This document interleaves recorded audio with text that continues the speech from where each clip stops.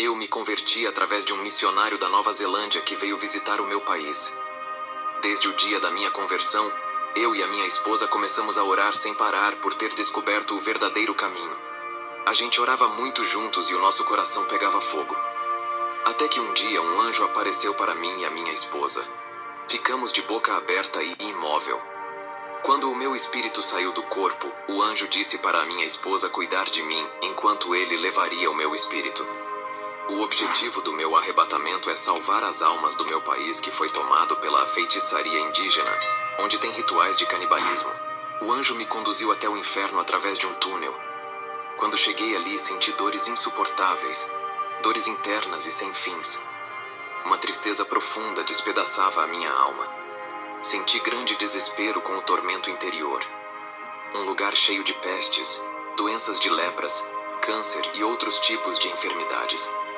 O fogo consumia as almas iguais madeiras e palhas. O tormento na consciência e o remorso eterno dos pecados praticados são terríveis. O fogo ultrapassa as almas e queima de dentro para fora. As almas têm ódio de Deus e são blasfemas e amaldiçoam-o por estar ali. Eu vi prisões subterrâneas no chão parecendo poços profundos. Também vi covas no inferno que cobrem uma pessoa dentro dela. Ali os seus pecados são transparentes porque o inferno obriga que todo o mal praticado na terra seja exposto diante dos praticantes. Eu vi casas de torturas pegando fogo. Fiquei espantado e com muito pavor.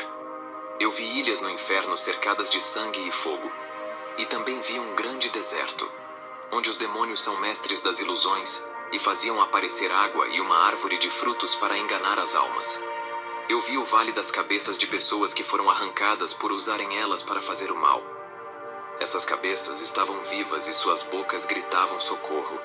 As chamas do chão queimavam as cabeças. Pessoas de mentes impuras eram atormentadas nos cérebros. Eu vi os demônios que dominam a Nova Guiné. O meu país é controlado por uma variedade de demônios. Cada país tem os seus demônios e principados. Eu vi uma variedade de demônios que oprimem a minha nação são horríveis. Parecem monstros de filmes de terror. Eu vi um demônio que age no ritual indígena do meu país.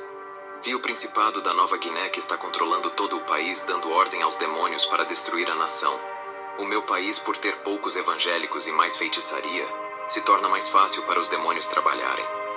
Eu vi quando o principado ajoelhou diante do trono de Satanás e prometeu que não iria deixar os missionários de outros países entrarem lá dentro do meu país para ganhar almas. Também vi demônios furiosos por causa de alguns cristãos de outros países que conseguiram entrar ali.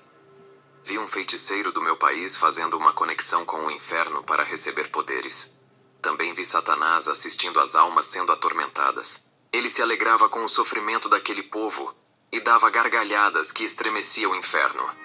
Vi demônios mirins subindo para a terra para destruir as crianças. São milhões deles que atuam na terra.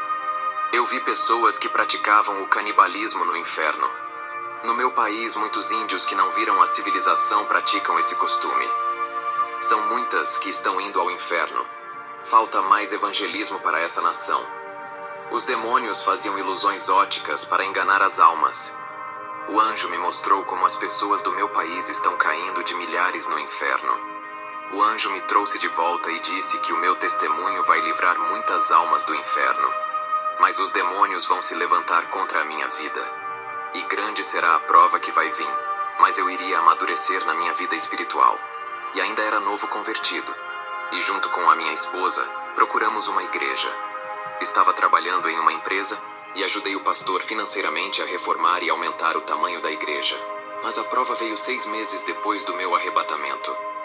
Os demônios não estavam felizes por eu ter ido ao inferno. Fui demitido da empresa e não consegui mais ajudar o pastor na reforma da igreja. O pastor e a igreja, que estavam tão próximos de mim, já não tinham interesse em meus projetos. A importância que eu tinha na igreja acabou. Eu morava de aluguel e pedi ajuda para os membros. Ninguém me ajudou e eu fui despejado com a minha esposa para a rua. A gente dormia na rua, ficamos sem teto. Viramos moradores de rua e se alimentamos das doações que o povo dava para nós. Graças a Deus nunca passamos fome. Deus usava pessoas para levar os alimentos para a gente. Eu disse para a minha esposa voltar a morar com os seus pais. pois já tinha 6 meses que a gente morava na rua. Ela disse que iria ficar ao meu lado. Caso não aguentasse mais, voltaria a morar com os pais. A gente não estava indo para a igreja porque não conseguimos águas o suficiente para tomar banho. Passamos frio e tomamos chuvas, e a igreja nos abandonou.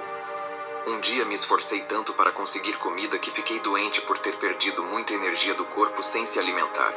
Eu deitei no chão e fechei os olhos. A minha esposa disse que o meu coração parou de bater. O meu espírito estava ao lado do corpo. O anjo pegou pela mão e me conduziu até o céu. Eu entrei pela porta da morada santa, a morada do eterno onde vivem os santos. Os cristãos que já partiram vivem naquele lugar. Filipenses capítulo 1, versículo 23. Mas de ambos os lados estou em aperto, tendo o desejo de partir e estar com Cristo, porque isto é ainda muito melhor. 2 Coríntios capítulo 5, versículo 8. Mas temos confiança e desejamos antes deixar este corpo, para habitar com o Senhor. Todo cansaço, decepções e fadigas acabarão naquele lugar. Tudo é pleno naquele lugar lindo. O anjo me deu maná para eu comer e disse: Sejas bem-vindo. O anjo disse que a minha vinda ao céu não teria volta. Mas a oração da minha esposa subiu até o céu. Eu e o anjo vimos uma bola de fogo que chegou até ali e foi em direção ao trono de Deus. O anjo disse: Quando uma oração chega até aqui, somos obrigados a cumprir o pedido.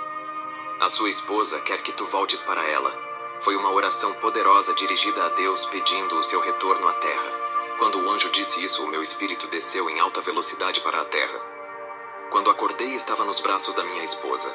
O meu corpo estava molhado das suas lágrimas. Eu fiquei feliz com o seu gesto de amor, mas depois percebi que não foi uma boa ideia voltar ao sofrimento sendo morador de rua. Eu falei para ela onde eu estava e disse que não era para fazer oração pedindo a minha volta. Com o maná que eu comi no céu, estava farto. E igual a Elias, pronto para caminhar 40 dias, as provas começaram a nos assolar. A insegurança começou a aflorar e controlar as nossas vidas. As emoções negativas impediram que eu enxergasse a Deus. A minha mente não deixava pensar um pouco em Deus. A velocidade dos meus pensamentos preocupantes acelerava a minha cabeça. Aqueles pensamentos negativos acumulados em minha mente me deixaram impaciente e nervoso. Essa situação me pegou desprevenido. Quando enfrentei a prova, a gente ficou decepcionado com as pessoas de caráter difícil que marcaram as nossas vidas com amarguras. Sentimos as dores das críticas dos membros que riam da nossa situação ficando felizes. A necessidade financeira não doeu mais do que a zombaria. Os demônios usaram membros da nossa igreja para causar aflição em nós. Mesmo com toda essa provação, nunca deixamos ir embora a nossa capacidade de amar. Passamos no deserto e ficamos na expectativa de pessoas da nossa igreja nos oferecer uma ajuda financeira. Quando eu estava trabalhando, ajudei muito a igreja financeiramente. Agora, em situação difícil, não fomos retribuídos por aquilo que fizemos pela obra. Eu pensei de ir à igreja desabafar, mas em uma noite o Espírito Santo me visitou e disse para não falar nada. As coisas não vão se resolver dessa maneira. Agir por impulso não é a solução. Tem que ter coerência e não deixar ser levado pelas emoções. A minha esposa não aguentou ficar morando na rua, eu a mandei ir para a casa dos pais, e ela foi e esperou a minha situação melhorar. Tive dificuldade no casamento por estar desempregado. Viver a dois sempre vai ter algum desentendimento que logo é resolvido com o diálogo. A vida é igual a um jogo, às vezes ganha e também se perde. Houve momentos que na minha casa tinha grande fartura, como também faltava alimento. Mas nunca passamos fome. O ganhar é bom e faz a fé crescer, mas o perder lhe fortalece e lhe deixa perto de Jesus. Isso faz você vencer as provas. Viver uma vida sem dificuldade não existe. Os falsos profetas tentam esconder essa realidade. Para eles, os cristãos têm que viver em abundância e não sofrer. Por todo o sofrimento que passei, não fiquei diferente para com o meu Deus. A igreja onde a gente congregava enxergava nós como se não fôssemos membros. No vale difícil, nenhum membro deu uma palavra amiga. Alguns nos apontavam e julgavam. Eles diziam que fomos castigados por Deus pelos os nossos pecados. A gente foi injustiçados, humilhados e todos desconfiavam de nós. O próprio povo da igreja nos crucificava. Ficamos tristes, mas não deixamos as emoções nos controlar. Aprendemos a gerenciar a nossa natureza do pecado para não cometermos loucuras. A igreja observava se a gente ainda era servos de Deus. A nossa vizinhança não acreditava que a gente ainda era convertidos com toda a miséria. Eu estava morando na rua sozinho. Você é definido por aquilo que vive, não por aquilo que prega. Não sou perfeito e tenho os meus erros como qualquer ser humano, apesar de viver uma vida santificada. Não faço mais o que fazia quando estava no mundo. Aquelas reações pecaminosas não habitam em mim. Na prova, a minha mente ficou oprimida e passei a ter conclusões de acordo com as minhas frustrações. Na minha concepção, eu pensei que a prova nunca teria um fim. Os problemas financeiros não me deixavam orar a Deus por deixar a minha mente preocupada. A minha oração não tinha aquela precisão. Naquela situação me lembrava dos meus pais. Eles já morreram e quando ainda viviam me ajudaram. As suas mortes foram uma perda que demorei para aceitar. Eu queria que eles fossem imortais. Se você que me ouve perdeu os seus pais, aceite que nada nessa vida terrena dura para sempre. As pessoas morrem, crianças crescem, amigos vão embora e perdemos entes queridos. Tudo isso faz parte da vida, é a lei do desapego. Não podemos ser tão apegados com as pessoas e nem com as coisas dessa terra. Aceite a lei natural da vida criada por Deus e ter tranquilidade para enfrentar a situação com coragem. Sofri muito por ter focado no meu passado pensado naqueles amigos que eu tanto confiei. Eles me abandonaram, e mesmo sendo doloroso para mim, aceitei esse passado triste, aprendi a perdoar e a amar. Com todas as dificuldades que eu tenho em confiar nas pessoas, superei as feridas com paciência. Eu tive compaixão deles e esqueci o que eles fizeram por mim. Os que falaram que ajudaria eu e a minha esposa e não cumpriram estão perdoados das suas obrigações. Não podemos agir diferente daquilo que pregamos. Palavras não definem o seu caráter, mas aquilo que os fazem. Hoje não coloco expectativas nos outros, esperando alguém suprir as minhas necessidades. Mesmo sem confiar nos irmãos, não desprezo eles. Eu tinha muito apego exagerado ao materialismo, e isso impediu que eu crescesse espiritualmente. Deus me testou naquilo que eu era apegado. Deus tocou no coração de um empresário para oferecer um emprego para mim. Deus me exaltou na frente daqueles que tentaram destruir o meu ministério e torcia pelo meu fracasso. Eu consegui um cargo de pastor na igreja. Comprei uma casa e não fui vingativo com as pessoas que me perseguiram. Eu não deixei o meu ego aparecer nos bons momentos.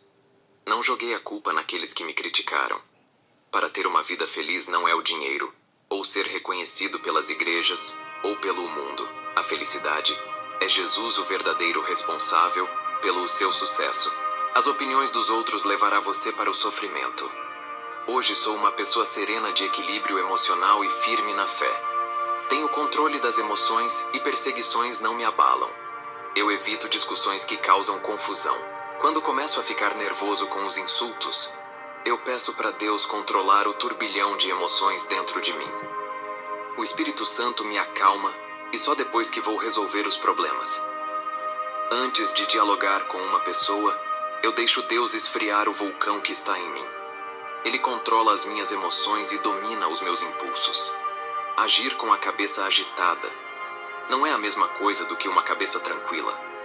Aqueles que deixam a fúria dominar os seus corações agirá como animais. Eu orei a Deus para Ele tirar essas emoções. Hoje eu consigo me dominar. Todo o agitamento e nervosismo que eu tinha foram tratados pelo Espírito Santo. Confio mais em Deus e compreendo o trabalho dele e reflito como ele age na minha vida. Busco a Deus e procuro conhecer a sua natureza. Ele é maior na minha vida. Estou contente com Jesus. Amamos as pessoas e colocamo-las em níveis de grande importância. Quando fui arrebatado para o inferno, vi pessoas sofrendo e não podia ajudar e tirar elas daquele lugar. Se eu posso fazer alguma coisa, é por aqueles que ainda vivem. Muitas pessoas seguem a sua vida normalmente sem noção que existe um inferno à sua espera. Talvez você seja uma pessoa honesta e de boa conduta que caminha em direção ao inferno sem saber. O fato de não entregar a sua vida a Jesus coloca a sua alma em condenação. Para você, ouvinte, que ainda não é convertido, não importa o quanto as suas obras são boas, vocês precisam entregar as suas vidas para o único que pode dar a vida eterna. Eu não quero que se percam. E peço a vocês, não vão para o inferno. Esqueça o passado ruim que aconteceu contigo. Viva o presente, Deus tem algo para realizar em cada vida. Essa é a realidade que Ele oferece para cada um. Perdoa quem lhe magoou. Esqueça-se das pessoas que fez ferida no seu coração. Os que lhe abandonaram pode ter deixado decepcionado. Mas o que importa é que Jesus não lhe abandonou. O seu Espírito está ao seu lado e consola a sua vida. Recomece a sua vida outra vez. Olhe para trás não para se lembrar do seu sofrimento, mas para reconhecer o que Deus fez na sua vida. Que o amor de Deus superabunde em sua vida. Amém. Se você gostou do vídeo, dê um like. Se não for inscrito, se inscreva no canal para novos conteúdos. Também compartilhe esse vídeo para mais pessoas. Deus te abençoe.